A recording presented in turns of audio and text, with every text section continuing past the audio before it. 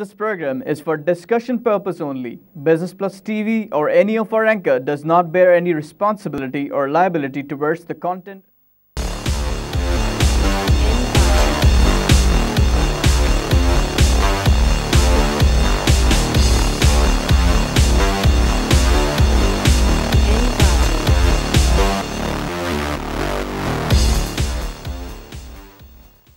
This is Business Plus broadcasting live from Karachi, Pakistan. You're watching Tips of the Trade. I'm your host Tariq Khan Javed.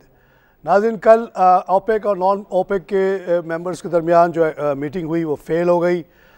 Iran और Saudi Arabia agree नहीं हो पाए और इस तरह से ये मीटिंग फेल होने की वजह से तेल की कीमत में जो बढ़ने की तवक्कुआत थी वो ख़त्म हो गई और इस वजह से मार्केट आज हमारी खुलते ही 134 माइनस पे चली गई।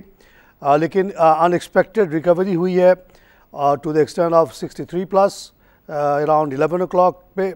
उसके बाद से ऊपर नीचे मार्केट होती रही और फिर जो है अपने पुराने ऑलमोस्ट लेवल पे यानी 2.6 ओनली प्लस मार्केट पे क्लोज हुई है। 33,769 का लेवल है। 137 मिलियन का शेयर का काम हुआ। आज वॉल्यूम भी कम है। आइए एक लाइव कॉल से बात करें। अस्सलाम वालेकुम सर। वालेकुम जनाब। अब्दुल कयूम बोल रहा हूँ वाकई से। कैसे हैं? कयूम साहब welcome to the show sir एक सजेशन देनी है आपको।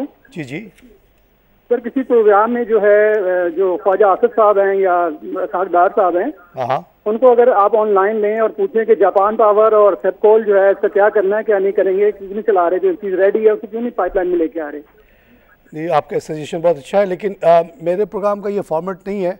लेकिन मैं ये कर सकता हूँ कि अपने किसी साथी एंकर को कहूँ कि किसी शो में ये सवाल उनसे ज़रूर उठाएँ, क्योंकि मिनिस्ट्री ऑफ इन्हीं के मिनिस्ट्री ने ये बात उठाई थी कि हमें पावर की ज़रूरत है और ये दो आइडियल पावर बंद पड़े हुए हैं, इनको हम चलाएं। लेकिन जो शायद नेपरा वगैरह की तरफ से ऑब्जेक्शन आ गया और वो जो वेवर करना था बहुत सारे पेनल्टीज़ वगैरह पे शायद उस पर एग्री नहीं हुए। देखिए कौमी इंटरेस्ट में ये चीज़ें करनी चाहिए। ये आप खामखा इन गरीबों को, थके हुए लोगों को इतना दबा के क्या कर लेंगे। कौमी इंटरेस्ट ओवर रूल करता है बाकी चीज़ों को कि नेपरा को अपना फ़ाइन चाहिए नेपरा को चलाने के लिए, तो वो फ़ाइन वगैरह को वेव करके और इस दोनों पावर को चला दिया जाए। कौम का भी भला होगा, शेयर होल्डर्स का भी भला होगा, सबका भला हो जाएगा। और 300 मेगावाट बिजली आ जाना बहुत बड़ी बात हो जाएगी इस पाकिस्तान के लिए। नाज़रीन तेल की कीमत गिर गई 3% कल और 39 के लेवल पे आ गई और उसका नतीजा ये निकला है कि हमने देखा कि तमाम मार्केट्स नीचे गई। डाउ -28, SP -2, नैस्डैक 7। उसके बाद जब नीचे खुला तो 572 माइनस 3.4%, बहुत हेवी लॉस है ये। Hang Seng 154 minus. उसके बाद शंघाई में 44 का लॉस 1.44%। सेंसेक्स में 163 का लॉस 0.64%। सिंगापुर में भी 6 का लॉस और यूरोप की मार्केट जो अभी खुली है वो भी -C दिखा रही है। FTSE 14 माइनस, डैक्स 27 माइनस, कैक 16 माइनस। तो आईबेक्स में भी 40। तो ये गिरने की वजह से हम देख रहे हैं कि गैस की कीमत भी जो है 1.99 पे आ गई है। आइए एक लाइव कॉल से बात करें। अस्सलाम वालेकुम। वालेकुम जनाब। सर गयूर अब्बास बोल रहा हूँ चिकवाल से। Welcome to show sir from Chakwal. जनाब का प्रोग्राम बहुत अच्छा है, बड़ी शौक से हम सुनते हैं आपका प्रोग्राम। बहुत शुक्रिया सर आपके। अच्छा ये पूछना था कि पेट्रोल मजीद ये जो आलमी मंडी में कीमतें नीचे आएंगी या बढ़ेंगी? ये जो 17 तारीख को मीटिंग थी, ये अगर ये कोई मीटिंग हो जाती तो हम लोग एक्सपेक्ट कर रहे थे कि 45-50 के दरमियान चली जाती, लेकिन क्योंकि मीटिंग नहीं हो सकी, ये कामयाब नहीं हुआ डील इनका, तो अब ये लगता है कि 40 के इर्द गिर्द ही रहेगी मार्केट, विच इज़ फाइन। ये मेरी अपनी ज़ाती असेसमेंट ये है कि मज़ीद गिरने के चांसेस के ज़्यादा हैं, बढ़ने के नहीं हैं। क्योंकि आप गैस की कीमत को भी अगर मद्देनज़र रखें तो ओवरऑल गैस एनर्जी की अवेलेबिलिटी बहुत ज़्यादा है। कोयला जो एक अल्टरनेटिव है उसकी कीमत जनाब $320 से घटते घटते $60 पे आ गई और उठने का नाम नहीं ले रही है। तो ये सारी अल्टरनेटिव एनर्जीज़ जो हैं वो बहुत चीप हो गई हैं। तेल की कीमत बढ़ना ज़रा मुश्किल लगता है इस वक्त, which is good for Pakistan, हमारे लिए अच्छा है। आइए एक लाइव कॉल से बात करें। Hello sir. वालेकुम सर मैं आपका प्रोग्राम बहुत शौक से देखती हूँ और बहुत दफ़ा मैंने कॉल भी किया है, माशाल्लाह से लग भी जाता है। मुझे आपसे एक चीज़ पूछनी थी कि हमारी एंसेस्टर्स की प्रॉपर्टी है जो सुजावल डिस्ट्रिक्ट में है नियर दीवान शुगर मिल, जी जी। तो आपको क्या लगता है कि इसका क्या फ्यूचर प्रोस्पेक्ट्स आप कुछ देखते हैं कि कुछ फॉरेन कंपनी से इनकी जॉइंट वेंचर, या मतलब इसका फ्यूचर प्रोस्पेक्ट्स आपकी नज़र में क्या है? देखिए, ये ग्रुप एज ए होल बिल्कुल बुरे हाल में चला गया और अभी भी इनकी सीमेंट इंडस्ट्री चल पड़ी है। लेकिन आपको पता है कि जो ऑटो पॉलिसी आई है उसके तहत कम से कम 6-7 कंपनियां इंटरेस्टेड है पाकिस्तान में कार बनाने के लिए। तो जो आइडियल फैक्ट्रीज़ हैं, जैसे ये आपने दीवान मोटर का जिक्र किया और ये इसी तरह गंधारा का एक प्लांट बंद पड़ा है, वो आइडियल लोकेशंस है, आइडियल चॉइस है कि उसी पे काम किया जाए। तो बहुत अच्छी चांसेस हैं कि कोई ना कोई ग्रुप आके इसको चलाएगा। लेकिन हम लोग 1-1.5 साल से एक बात सुनते आए अखबारों के रिपोर्ट के बुनियाद पे कि ऑलरेडी रेनॉल्ट वालों से इनकी डील हो गई थी और ये SUV का प्लांट लगना था वहाँ पे। लेकिन ऐसा लगता है उसके ऊपर कोई पेशरफ्त नहीं हुई, सिर्फ बात ही हुई कि अब तक हमने कोई ऐसा खातिर खा वहाँ पे एक्टिविटी नहीं होते हुए नहीं देखा।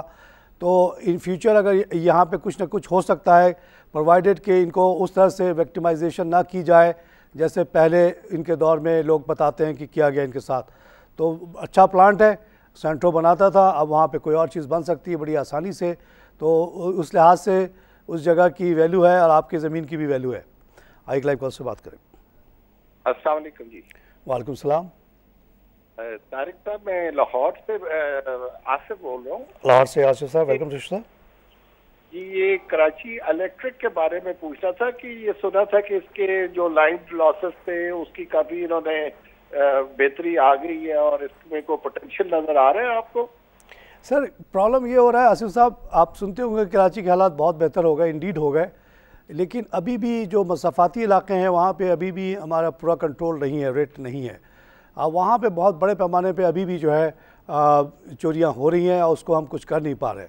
मैं ऐसे इलाकों को जानता हूँ क्योंकि मैं उन इलाकों में जाता रहता हूँ जहाँ पूरी हज़ारों हज़ार घरों की बस्तियाँ चल रही हैं। डायरेक्टली कुंडा मारा हुआ है 1100 के लाइन पे, और उसको जाती है रेंजर्स, जाती है पुलिस, जाते हैं कई वाले हटा देते हैं, थोड़े दिन के बाद फिर लगा लेते हैं वो।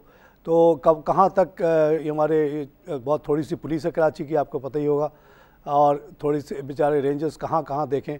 लेकिन जहाँ तक मेन शहर का ताल्लुक़ है वहाँ पे इम्प्रूवमेंट बहुत आई है।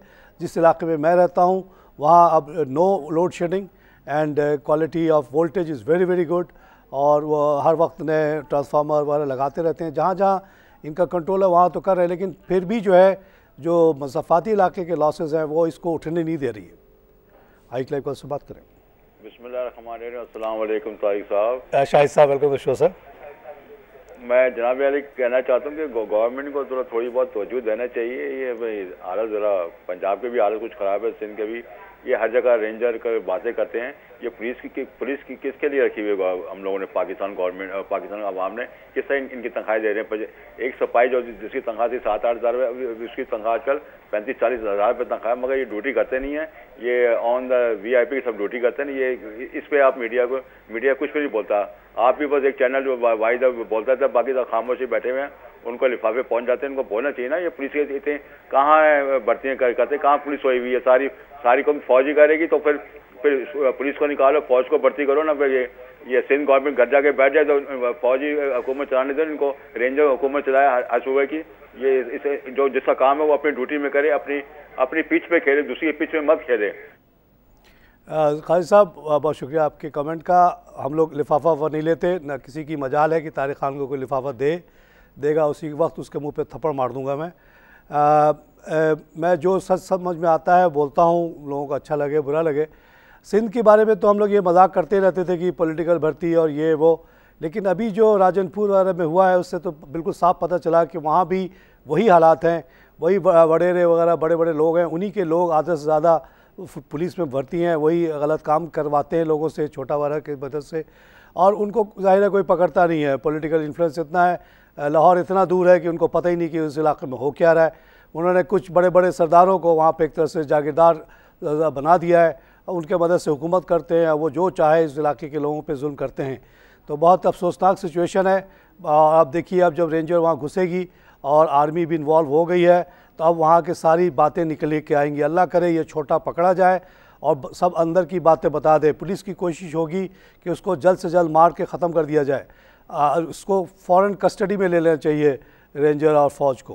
तो फिर देखिएगा ट्रोव ऑफ इंफॉर्मेशन निकल के आएगी और जो पंजाब की अच्छी हुकूमत की बातें होती हैं उसका सारा पोल खुल जाएगा। Punjab should be divided into at least 3 provinces to be run effectively. South को बिल्कुल एक अलग प्रोविंस होना चाहिए, सेंटर को एक और होना चाहिए और टॉप को एक और होना चाहिए। ये 3 इतना बड़ा मुल्क दुनिया 50 करोड़ इतना बड़ा 100 करोड़ का कोई सूबा नहीं होता दुनिया में। हाई लाइव कॉल से बात करें। हेलो हेलो हेलो जी सर, अस्सलाम वालेकुम। वालेकुम। सर इमरान बात कर रहा था। मुझे ये बताइए कि अगर सर ये अल्लाह के फजल करम से और ये जो हमारे जो थे ये ऑफशोर कंपनी वाले, इनके खिलाफ कोई एक्शन वैक्शन होगा या नहीं होगा? कौन सी कंपनी? हम लोगों को अगर छोटे छोटे उन्होंने कैपिटल गेन टैक्स इतने दिन लगाए हुए हैं स्टॉक मार्केट के अंदर, इनके ऊपर कोई टैक्स वगैरह होगा? इनको ये हाथ में आएंगे नवाज शरीफ वगैरह या नहीं आएंगे? या अल्लाह के फजल करम से और अल्हम्दुलिल्लाह और ये कहते मुल्क को लूटते रहे साले दो बातों से ये लोग, और सारे के फिर आर्मी भी मिली हुई है इनके साथ, राहिल शरीफ भी मिला हुआ है।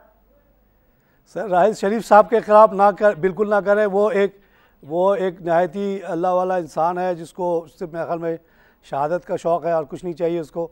हाँ पिछले वगैरह जो भी हुआ करे। हाँ देखिए ये हुक्मरान लोग हैं और ये हमारी जहालत हमारी नासमझी का फ़ायदा उठा रहे हैं। मैं तो एक बात आपसे खुल के कहता रहता हूँ, 19 आइटम मैंने आइडेंटिफाई किया है और बड़े शर्म के साथ मैंने Bill Gates, World Food Organization, United Nation, UNDP को कल और परसों मैंने ट्विटर भेजे हैं कि प्लीज़ हेल्प करें। यहाँ 19 आइटम जो बहुत ज़रूरी हैं ज़िंदगी के लिए, उस पर बेइंतहा कमाई हो रही है। एक पाकिस्तान एक जेल है जहाँ 20 करोड़ आदमी कैद है और वहाँ पे कुछ लोग मिल के इस तरह लूट रहे हैं कि कोई इसकी इंतहा नहीं है। आज ही रिपोर्ट आई है सिंध के बारे में, कल एक कॉन्फ्रेंस हुआ उसमें बताया गया है कि 70% सिंध के लोग नहायत ही गरीब हैं, बिलो पॉवर्टी लाइन, यानी $1 भी उनकी आमदनी नहीं है। और जो ज़मींदार लोग हैं वो रोज़ाना अमीर से अमीर होते चले जा रहे हैं, बिकॉज़ वो कोई टैक्स भी नहीं देते, कोई लैंड का फ़ीस नहीं देते, कुछ भी नहीं देते और गरीबों से नहायत कम पैसे पे काम कराते हैं। तो यहाँ ज़ाहिर है अमीर अमीर होता चला जा रहा है, गरीब गरीब होता चला जा रहा है। उसमें इन सब चीज़ों में हुक्मरानों को भी हिस्सा मिलता है। मैंने बात की है छोटी छोटी चीज़ों को, मैंने चीनी की मिसाल दी। चीनी 65 शुगर मिल ओनर्स हैं, उनकी जो मफादात है वो प्रेसिडेंट रखते हैं 20 करोड़ आवाम के ऊपर। आपने उनको खुश करने के लिए 13 रुपये की सब्सिडी भी दे दी, उसके बाद उन्होंने 50 रुपये चीनी था 64 कर दिया, जबकि दुनिया भर में 37 रुपये के चीनी वाफर मिल रहा है। आप और मैं मंगा सकते हैं, लेकिन मैं मंगा नहीं सकता हूँ। किस तरह से देखिए कंट्रोल करते हैं, इसको कहते हैं कैप्टिव मार्केट। सिर्फ चीनी जो है ट्रेडिंग कॉर्पोरेशन ऑफ पाकिस्तान मंगा सकता है, मैं नहीं मंगा सकता हूँ। और अगर मंगाऊंगा भी, अगर इजाज़त किसी वजह से मिल भी गई तो 40% उसके ऊपर ड्यूटी लगाई हुई है, तो मेरा तो वो महंगा पड़ जाएगा। तो इस तरह से यहाँ लूट मार हो रही है, इस कदर दौलत जमा हो रही है कि इसकी कोई मिसाल नहीं है। अभी तो एक पनामा का मामला आया है, ये तो कुछ भी नहीं है। अभी जितने बड़े बड़े और यूनिट्स हैं, दुबई बहुत बड़ा सेंटर है, बहरीन बड़ा सेंटर है, सिंगापुर बड़ा सेंटर है, हर जगह ये पैसा छुपा के रख रहे हैं और जैसी कमाई पाकिस्तान में है कहीं नहीं है। यही वजह है कि हुक्मरान बार बार चले जाते हैं बाहर, फिर वापस आ जाते हैं, क्योंकि वहाँ तो पैसा कमाना बड़ा ही मुश्किल है। 2%, 4%, 6% कमाना बहुत मुश्किल है। यहाँ आप देख लें 22 रुपये का गंदम दुनिया भर में बेइंतहा मौजूद है, लेकिन यहाँ 50 रुपये का आटा बिक रहा है। सोचिए कि हर किलो ऑफ आटा पे कितना प्रॉफिट हो रहा है इस मुल्क में, और उसकी वजह से वो जो हिस्सा बट रहा है नीचे से लेकर ऊपर तक हर आदमी को बहुत बड़ा हिस्सा मिल रहा है। इसीलिए स्विट्ज़रलैंड और पनामा वाले की कंपनियां पैसे से भर गई हैं और पाकिस्तान के लोग गरीब से गरीब होते चले जा रहे हैं। आई लाइव कॉल से बात करें। अस्सलाम वालेकुम। वालेकुम सलाम। हाँ सर, मैंने आपसे पहले भी रिक्वेस्ट की थी अपने बच्चे की जॉब के लिए, आपने हेल्प की मदद। अब वो मैंने आपके CV देखी है बेटे की, मैं उस पर काम कर रहा हूँ। नाज़रीन, बहुत अच्छी खबर है आज फौजी सीमेंट के हवाले से, जिसने आज रिपोर्ट किया है प्रॉफिट ऑफ 4.3 बिलियन, EPS है 3.326 फॉर 9 months। ये पूरे साल का नहीं है, 9 महीने का है, इसलिए इसको आप आगे बढ़ा सकते हैं। और उससे पहले जो EPS था वो 1.99 था, यानी 64% ग्रोथ है। इस सिलसिले में एक कॉलर जो मुझे लाहौर से कॉल करती हैं, कल भी उन्होंने मैसेज किया, बात भी की, उनसे मैं यही कहूँगा कि आप इसको मत रोकिएगा। वो बार बार बेचने की बात करती हैं, मैं कहता हूँ ज़ेवर बेचो मगर इसको ना बेचो। तो उनको मैंने 30 रुपये से रोका हुआ है। अब ये माशाल्लाह आज कितने का हो गया है, मैंने खैर बहुत पूछा उन्होंने, तो मैंने 50 का लिमिट दे दिया था, हालांकि मैं लिमिट शिमिट देने के ख़िलाफ़ हूँ। फ़ौजी फाउंडेशन जो है, फ़ौजी सीमेंट जनाब, इतने अच्छे रिज़ल्ट के बावजूद 32 पैसे गिर गया है। 2.7 मिलियन का काम हुआ है, 43.85 का है। वो जो लाहौर से खातून फ़ोन करती है उनको मैंने 50 का लेवल दिया हुआ है। तो ये आप देखिए कि ये इतना सस्ता मिल रहा है, प्लीज़ इसको ले लें फटाफट जिसके पास भी पैसा है। इतने बड़े EPS के बाद इसकी जो वैल्यू बनती है 50 तो बनती है। नाज़रीन, दूसरी जो आज ख़बर है इम्पोर्टेंट वो ये है कि ये हाई सल्फ़र फर्नेस ऑयल के ऊपर गवर्नमेंट जो है 20% GST लगाना चाह रही है। ये इस तरह की जो चीज़ें हैं यकीन मानिए बिल्कुल इकनॉमिक सेंस तो रखती ही नहीं है और किसी तरह से किसी इंसाफ का तकाज़ा कोई भी तकाज़ा पूरा नहीं करता। जब आप हाई सल्फ़र फर्नेस ऑयल के ऊपर आप इतनी बड़ी ड्यूटी लगाएंगे तो उससे आपकी और चीज़ों की कॉस्ट बढ़ेगी और आपको सिर्फ एक ही फ़ायदा होगा, आपको टैक्स मिल जाएगा। आपको हिम्मत तो है नहीं कि एग्रीकल्चरिस्ट से टैक्स ले लें। 21% GDP क्रिएट होता है एग्रीकल्चर सेक्टर में और टैक्स जो आता है सिर्फ 1% भी नहीं आता और उसको हेले बहाने से वो मना कर देते कि जी नहीं देना। यहाँ जो अंग्रेज़ टैक्स लिया करता था, ज़मीन का किराया तो आप देंगे ना, कोई ज़मीन आपने किसी की ली है हुकूमत पाकिस्तान की तो उसके ऊपर आप किराए तो दें कुछ ना कुछ, जैसे अंग्रेज़ को देते थे, वो भी नहीं देते। एग्रीकल्चर इनकम टैक्स लगा हुआ है वो भी कोई नहीं भरता और चॉइस दिया हुआ कि या ये कर लो या वो कर लो। आज ही रिपोर्ट आई कि सक्खर में के डिवीज़न में किसी ने भी income tax agriculture income tax नहीं भरा, कोई पूछने वाला कोई बोलने वाला नहीं है। इसी तरह वो उसके ऊपर जो इलाका है वहाँ का भी ऐसी खबर आई। तो यहाँ पे आप टैक्स लगाते चले जा रहे हैं उन चीज़ों पे जो आपको नज़र आता है और जहाँ पे लगाना चाहिए, जहाँ पे पॉलिटिकल विल और पावर की ज़रूरत है वहाँ पे आप नहीं लगाते। तो अब कहाँ तक आप पेट्रोल के ऊपर और स्टॉक मार्केट के ऊपर और गैस के ऊपर आप टैक्स लगाएंगे? हर चीज़ की एक लिमिट होती है। आपने ये सब चीज़ों पे टैक्स लगा के कॉस्ट ऑफ प्रोडक्शन बढ़ा दिया, हमारी इंडस्ट्री भी फेल हो रही है, हमारी एग्रीकल्चर भी फेल हो रही है। विदाउट प्रोटेक्शन, अगर ये 40% का प्रोटेक्शन ना दें चीनी पे तो यार चीनी बनना बंद हो जाए। यहाँ पे अगर सीमेंट के ऊपर आप प्रोटेक्शन ना दें तो सीमेंट बनना बंद हो जाए। तो हर चीज़ को तो आप अनकम्पिटिटिव करें थ्रू टैक्सेशन मेजर्स। आइए लाइव कॉल से बात करें। अस्सलाम वालेकुम जी। वालेकुम जनाब। सर ये DMFL के बारे में पता करना है। दीवान फारूक मोटर और गदून सर। गदून के बारे में मैं ज़्यादा जानता नहीं, क्या है ये सर टेक्सटाइल है मेरा ख्याल। ये अच्छा टेक्सटाइल माना जाता है लेकिन ये कभी भी लाइमलाइट में नहीं आता। अब ये ऐसे कम टर्नओवर वाले जो कंपनी होते हैं उनसे हम बहुत डरते हैं, उनसे लोगों को दूर रहने के लिए कहते हैं। ये कुछ लोग होंगे जिनके पास सारा शेयर होगा, बाकी आप लोगों के पास थोड़ा बहुत होगा। उस शेयर को जब चाहे ऊपर ले जाए, जब चाहे नीचे ले आए और वो कभी भी ये जो लिस्ट होती है टॉप मूवमेंट में उस पर आती नहीं है, इनसे बचिएगा। दीवान फारूक मोटर पे अभी एक डिस्कशन हुई, खातून ने कॉल किया था सजावल से, तो मेरा अपना ख्याल है कि ये अगर रिनॉल्ट वालों पे से काम नहीं शुरू हुआ जैसा कि लग रहा है, होता तो कोई ना कोई आवाज़ तो आती। तो अभी भी बहुत चांसेस हैं कि और जो 4-5 कंपनियाँ आना चाह रही हैं उनमें से कोई भी आके इनके साथ जॉइंट वेंचर कर लेगा और ये प्लांट फिर से इस्तेमाल में आएगा तो फिर से इसकी वैल्यू बढ़ना शुरू हो जाएगी। ऑलरेडी ये 2 रुपये से 10 पे आ गया है जब से ये खबर फैलाई गई कि रिनॉल्ट के साथ इनका जॉइंट वेंचर हो रहा है, लेकिन शायद वो खबर ही थी। आई लाइव कॉल से बात करें। अजीन और जो आज की खबरें हैं, all ministry seeks increase in OMC profit margin. Profit margin जो ऑयल एंड गैस ये रिटेलर्स हैं उनके लिए बढ़ाने की बात हो रही है। इंक्रीज़ करना चाह रहे हैं about 2.6% on both diesel and petrol separately for OMC and dealers. भाई आप OMC वालों को और अपने आप को जो भी मराद देते चले जाएं, आवाम को मारना है मारते चले जाएं। 28 रुपये का तेल 64 रुपये में बेच रहे हैं और फिर भी आपके जो मार्केटिंग वाले हैं वो खुश नहीं है। ये 4-5 मार्केटिंग कंपनी की इंटरेस्ट ज़्यादा अहम है या आवाम की इंटरेस्ट अहम है?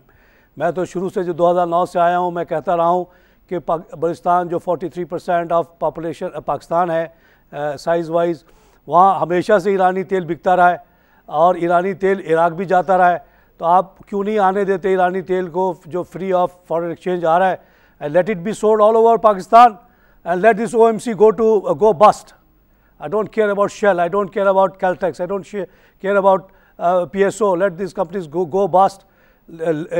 पाकिस्तान में लोगों को सस्ता पेट्रोल दिलाओ, 30-40 रुपये का, 28 रुपये ज़्यादा का पेट्रोल नहीं है, टैक्स आप मत लो इसके ऊपर, इस चीज़ के ऊपर, बहुत ज़रूरी चीज़ है ये. I am not in favor of increasing this margins for, already they are making a lot of margin. 53% of budgeted amount released under PSDP. Government ने अब तक सिर्फ 400 बिलियन रिलीज़ किया है, including 72 billion foreign add under the various development project. देखिए बड़े बड़े ये अमाउंट बता देते हैं, होता कुछ नहीं है, क्योंकि और चीज़ों पे ज़्यादा खर्च करना ज़्यादा ज़रूरी होता है जो कि कंजम्पशन रिलेटेड है. जितना ज़्यादा डेवलपमेंट पे खर्च होगा वो अच्छा होगा मुल्क के लिए, क्योंकि उससे फ्यूचर बनता है, जॉब क्रिएट होती है. आई क्लाइव कॉज से बात करें. हेलो अस्सलाम वालेकुम. वालेकुम जनाब. जी तारिक साहब, मुझे सीमेंट सेक्टर के मुतालिक बात करनी थी कि आप भी इसको काफ़ी पुश कर रहे हैं और वैसे तो शॉर्ट टू मीडियम टर्म जो है इसमें ग्रोथ नजर आ रहा है, लेकिन इस इंडस्ट्री को अगर देखा जाए तो ये वाइड इंडस्ट्री है जिसको हर तरह की फैसिलिटीज हासिल है. मतलब इसकी एनर्जी कंजम्पशन जो है वो लोएस्ट रेट पे है, इंटरेस्ट रेट लोएस्ट रेट पे है, इसके डोमेस्टिक डिमांड भी फुल है, फुल कैपेसिटी भी चल रही है, एक्सपोर्ट भी हो रहा है. तो लॉन्ग टर्म में अगर कोई भी एक नेगेटिव चीज आ गई, जबकि यील्ड देखा जाए तो हमारे काइबो 6.5% है, सर्टिफिकेट्स में 9.5% है, और इससे ज्यादा ये दे भी नहीं रहा. अब कैपिटल रिस्क इसमें कितना बड़ा है अगर लॉन्ग टर्म के लिए देखा जाए, तो क्या इस इंडस्ट्री में हम लॉन्ग टर्म के लिए इन्वेस्ट कर सकते हैं? कौन सी इंडस्ट्री आपने कहा? जी इंडस्ट्री, किस इंडस्ट्री की बात कर रहे हैं आप? सीमेंट इंडस्ट्री की बात कर रहे हैं. इस वक्त तो ये फुल एंजॉय कर रही है ना भाई. देखिए ना, कोयले की कीमत 320 से घट के 60 की हो गई, तो इनका कॉस्ट ऑफ प्रोडक्शन तो बिल्कुल ही ख़त्म हो गया. और यही वजह है कि दुनिया भर में अभी 350 रुपये की बोरी मौजूद है, यहाँ 500 की बेच रहे हैं. तो ये तो अब एक्सपोर्ट की तरफ जा ही नहीं रहा है, इसीलिए लोकल ही बेच रहे हैं. ये एक बेहतरीन 20 करोड़ की मजलूम आवाम है, इसको लूटो, आखिरी खून चूस लो इसका. तो सीमेंट इंडस्ट्री भी लूट रही है, शुगर भी इंडस्ट्री भी लूट रही है, आटा इंडस्ट्री भी लूट रही है, सभी लूट रही हैं. सब लूट में शामिल है. हुक्मरान भी खुश हैं कि उनका बाहर ऑफशोर अकाउंट में पैसा पहुँच रहा है धड़ाधड़, कोई रोकने वाला नहीं है. लूज़र एक ही है, वो 20 करोड़ आवाम है पाकिस्तान की. आज यहाँ पर लोगों छोटी सी ब्रेक.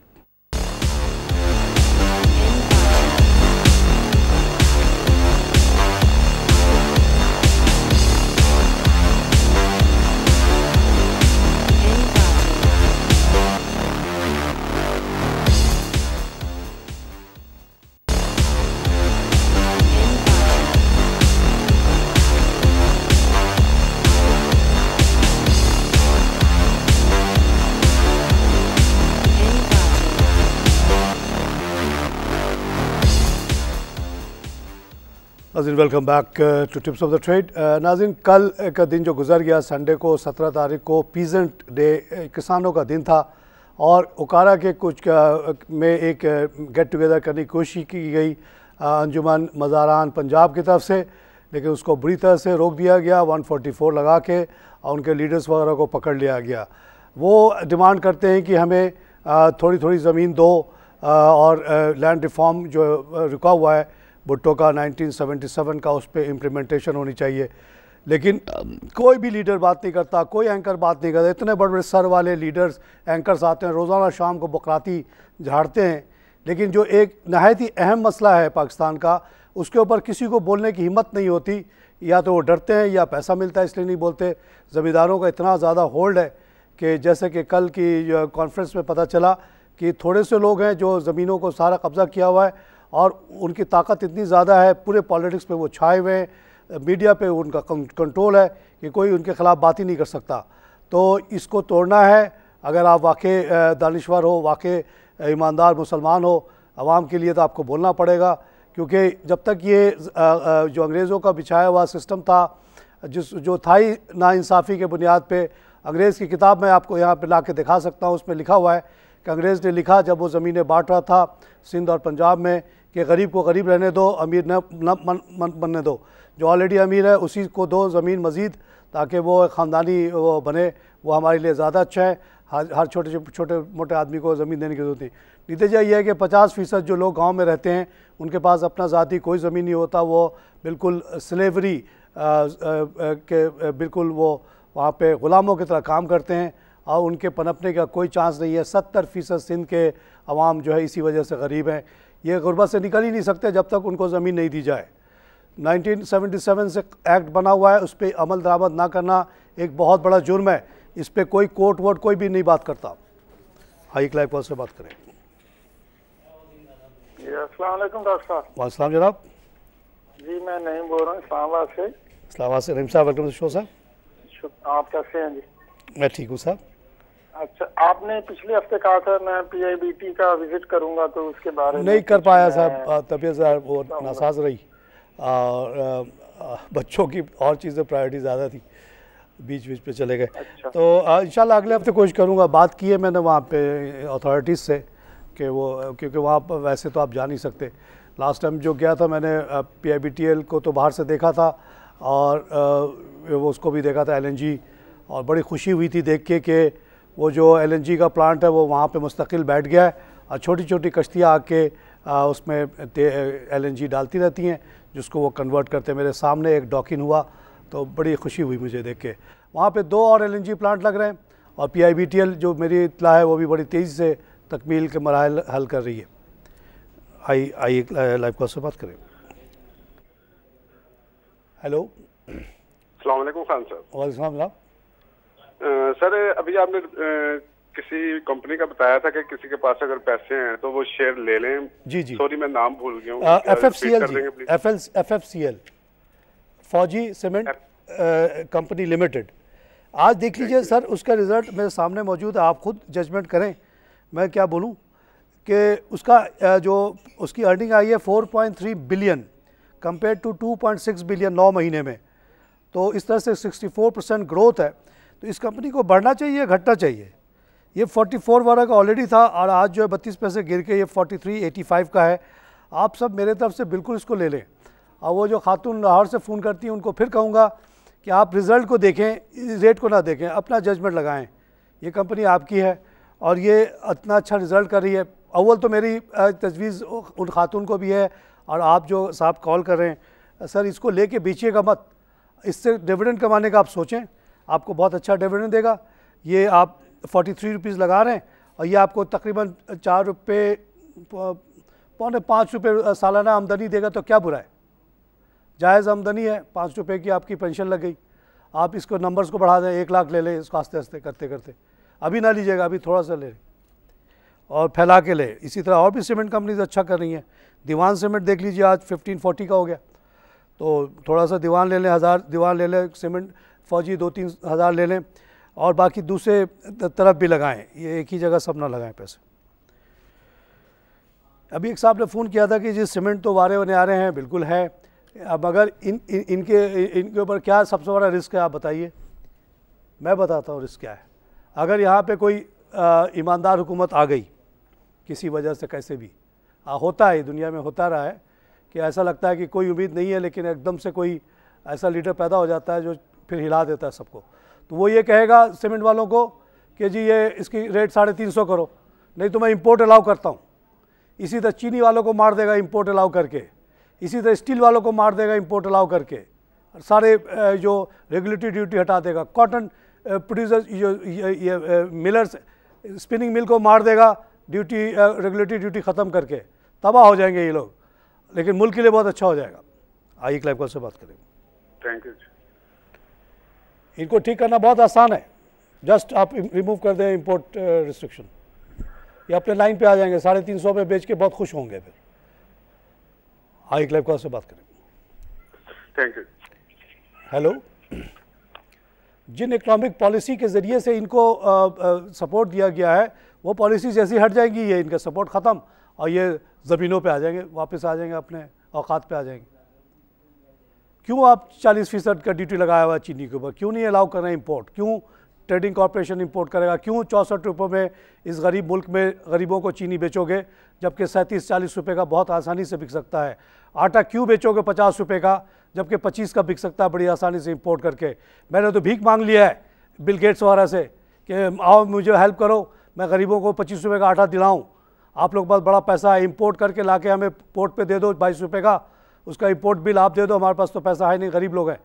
आप खैरात गवर्नमेंट को नहीं दो, कोई ऐसा इदारा बना दो जो ये चीज़ें चीनी, दूध और ये आटा ये सस्ता प्रोवाइड कर दिया जाए तो अभी पाकिस्तान में गुर्बत बहुत कम हो जाएगी, मेल न्यूट्रिशन कम हो जाएगा। और ये बिल गेट्स वगैरह टाइप के लोग कर सकते हैं, इनके पास बिलियन डॉलर्स हैं, ये लेके कब्र में तो नहीं जाएंगे। ये तो ऑलरेडी बिल गेट ने 70% अपनी दौलत बांट दी है, वॉरेन बफेट ने अपनी 70% कीमत बांट दी है। इसी तरह अमेरिका के 50 अमीर तरीन लोगों ने अपनी सारी दौलत आवाम के लिए वक्फ कर दी है। उन्होंने कहा हमारे बच्चों को एक पैसा भी ना मिले। वॉरेन बफेट वाले ने तो 30% रखा है। ऐसे भी लोग हैं जिन्होंने कहा कि पूरी की पूरी हमारी दौलत जो है गरीबों में बांट दो, हमारे लवाकिन को कुछ ना मिले, कोई ज़रूरत नहीं है, वो अपनी मेहनत करके कमाए, मेरा पैसा आवाम को मिले। तो ऐसे लोगों से अपील कर रहा हूँ कि अगर वो लोग हिम्मत करके मुझे हम लोगों को दे दे कुछ पैसे, तो ये 25 रुपये का आटा, 40 रुपये का चीनी और 25 रुपये का दूध दिलाएं इस मुल्क में। हुकूमत से कुछ भी नहीं चाहिए, हुकूमत सिर्फ ये करे कि हमें रोके नहीं, हमें छेड़े नहीं, बीच में ना आए। नाज़रीन, आज जो कंपनी टॉप पे है वो सुई नॉर्दर्न गैस है। खुशी हो रही है देख के मुझे। मैंने शुरू से आपसे कहा कि गैस की तमाम दोनों कंपनी अच्छी चलेंगी आगे, not based on immediate fact but based on long term. इतनी बड़ी इन्होंने लॉसेस बुक कर ली अनअकाउंटेड फॉर गैस की, फिर भी 12 मिलियन का काम हुआ है यहाँ पे। 1.37 बढ़ के सुई नॉर्दर्न 28 रुपये का हो गया। जिसने मेरे कहने पे लिया था 20-22 पे, वो उसको आज बहुत बड़ा फ़ायदा है। आई लाइव कॉल से बात करें।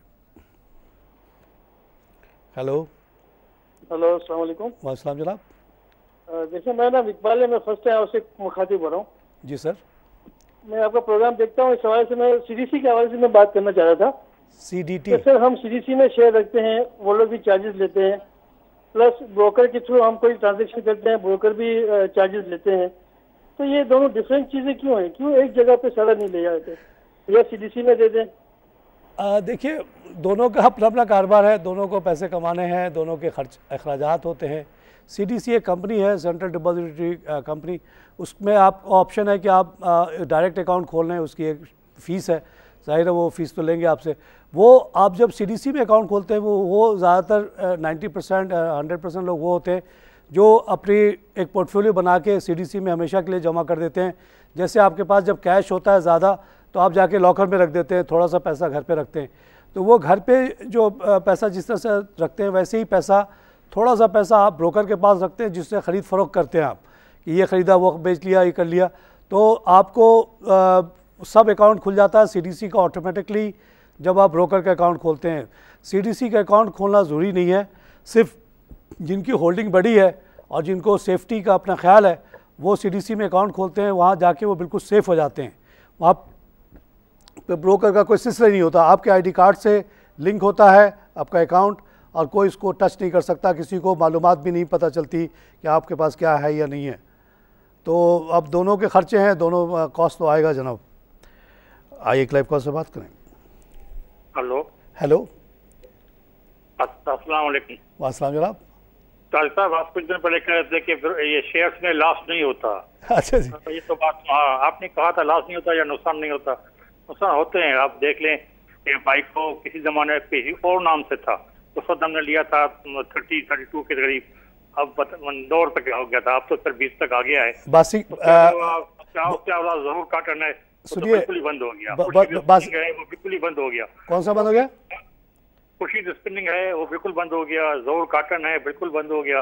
किसी जमाने में ये ब्लू चिप्स हुआ करते थे।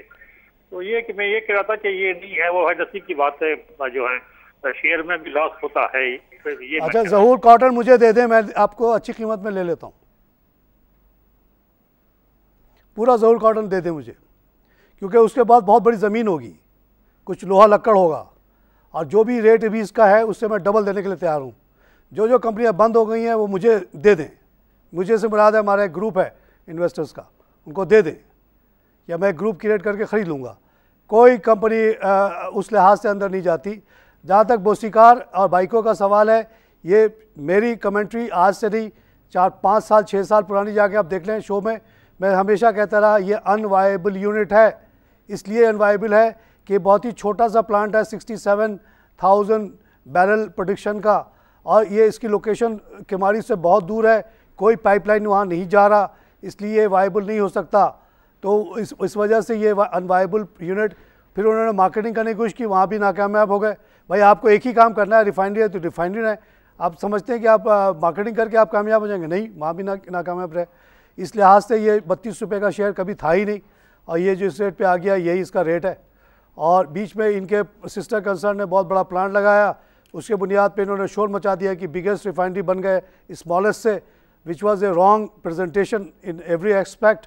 और अल्लाह का कुछ ऐसा करना हुआ कि वो जो सो कॉल्ड लार्ज रिफाइनरी लगी थी वो पूरी जल के खाकशार हो गई। तो ये होता है। जहाँ तक ज़हूर वगैरह टाइप की कंपनी का ताल्लुक है, इनफैक्ट कभी लॉस नहीं होता। हाँ, छोटा इन्वेस्टर कुछ कर नहीं पाता, मगर अभी भी इसके अंडरलाइंग एसेट इतने होंगे कि इसमें सही मानों में देखा जाए तो लॉस नहीं हो। जो इसके प्रिंसिपल ओनर्स हैं वो अभी भी इससे बहुत पैसे कमा रहे होंगे। इस तरह की कोई भी कंपनी बंद पड़ी है टेक्सटाइल वगैरह की, जो उसके पास ज़मीन है वो आप ला के दे दें, पूरी के पूरी मैनेजमेंट हम लेने के लिए तैयार हैं। दीवान मोटर्स कराची इलेक्ट्रिसिटी जो है 8.3 के साथ नंबर 2 है टर्नओवर में, उसमें 3 पैसे का इजाफा है 7.2। ये 7, 8, 9 के दरमियान ही घूमता चला जा रहा है 2009 से लेकर अब तक। इससे निकल जाएं जिसको निकलना है। आइए लाइव कॉल से बात करें। अस्सलाम वालेकुम। वालेकुम। तारिक साहब कैसे हैं? हाँ, मैं ठीक हूँ जनाब। अच्छा तारिक साहब, मैंने ये थोड़ा सा बताना था कि ये अभी जो 1 हफ्ता से मार्केट डिप जा रही है, जी जी, ये मेरे ख्याल में ये अभी जो इमरान खान साहब को धरने का जो प्रोग्राम बनाया हुआ है, अभी धमकियां दे रहे हैं हुकूमत को, जी जी, तो ये इसी सिलसिले में ये सब कुछ हो रहा है। हाँ, ये भी है, ऑयल की कीमत का भी मामला है। अदरवाइज़ इकॉनमी हमारी सही चल रही है, जितने रिजल्ट आ रहे हैं अच्छे आ रहे हैं। बैंक हबीब का रिज़ल्ट आया 27% बेहतर। अभी आपने फौजी सीमेंट का देखा 64% बेटर। इकॉनमी तो सही चल रही है, लेकिन ये सब फैक्टर्स जो हैं इसको ड्रैग करते हैं। आप लोग जो इन्वेस्टर्स हैं, आपने लगाया हुआ पैसा बैंक हबीब में, आपने पैसा लगाया हुआ है फौजी सीमेंट में, आपका कारोबार कोई ख़राब नहीं हो रहा। इमरान खान धरना करें, कुछ भी करें, तो वक्ती तौर पर। अच्छा हाँ, मैं ये मानता हूँ कि जो बड़े बड़े इन्वेस्टर्स हैं उनको तो वरी हो सकती है, जिसने ये प्लांट लगाया है, या एक आम आदमी को इतना घबराने की कोई ज़रूरत नहीं, क्योंकि आपने थोड़ा थोड़ा पैसा हर जगह लगाया हुआ है। वो आपने 20 कंपनी में लगाया हुआ है, एक कंपनी को थोड़ा सा झटका पड़ भी गया तो आपकी बाकी 19 कंपनी सही चल रही। मीशत टोटल कोई इमरान खान बंद थोड़ी कर सकते हैं, या नवाज़ शरीफ चले जाएंगे तो मीशत बंद तो नहीं हो जाएगी। दुनिया चलती रहती, life goes on, nothing can be stopped. और आपकी चीज़ें बिक रही हैं, आपके कंपनी सही कर रही हैं, आपको इतना घबराने की ज़रूरत ही नहीं है। आइए क्लाइव कॉल से बात करें। अस्सलाम वालेकुम। वालेकुम। नफीसा दादा बोल रही हूँ। नफीसा कैसे हैं जी? अल्लाह का शुक्र है। ये लोग इमरान खान का धरना, ये सारी बातें करके ये बनते हैं, ये सारे मेंबरों का गेम है, ये सारे मेंबरों का गेम है। हेलो जी जी, मेंबर अगर हिलाएगा नहीं मार्केट को तो सारा माल इनसे खींच लेते हैं। जी जी, इनको देखिए, ये इवेंट्स होते हैं, लेकिन उसको वो जो कुछ वेस्टेड इंटरेस्ट है जिनका फ़ायदा है इस बात में कि आपको डरा के आपसे चीज़ें छीन ली जाएं, वो आपको हिलाएंगे, उसको 10 गुना बढ़ा के बताते हैं ताकि आप डर के मारे छोड़ दें अपने अच्छे एसेट्स को। ये चीज़ मैंने रियल इस्टेट में अपने ऑफिस के पास देखी है कि कुछ लोग आ गए, तंजीम आ गई, उसने इलाके पे कब्ज़ा किया। लोग डर डर के अपने 40-40 लाख के ऑफिस को लोगों ने 10-10 लाख में बेच दिया, और वो बेच के कमज़ोर दिल वाले भाग गए वहाँ से, और वो जिन्होंने उठा लिया वो अमीर हो गए। तो ये वो होता है जनाब, आपको हिम्मत रखना पड़ता है, डरना नहीं चाहिए। कोई तंजीम आए, कुछ आए, अपनी प्रॉपर्टी ना बेचें। इसी तरह ये इमरान खान का धमकी या इसकी धमकी आए, आपको अपने शेयर नहीं बेचना चाहिए, शेयर आपका अपनी जगह पे पड़ा है, कोई आपको कुछ नहीं कर सकता। ये वक्ती चीज़ें होती हैं, आती हैं चली जाती हैं। वो जो तंजीम आई थी हमारे ऑफिस के इलाके में, वो आज उसका कोई जिक्र भी नहीं है, और प्रॉपर्टी फिर से वापस उसी 40 लाख पे पहुंच गई। तो इन चीज़ों से कुछ नहीं होता। वक्ती जो डरपोक लोग होते हैं उनके लिए दुनिया में कोई जगह नहीं है, जो डर गया वो मर गया। नाज़रीन, इसी के साथ प्रोग्राम ख़त्म करूँगा। खुदा हाफ़िज़।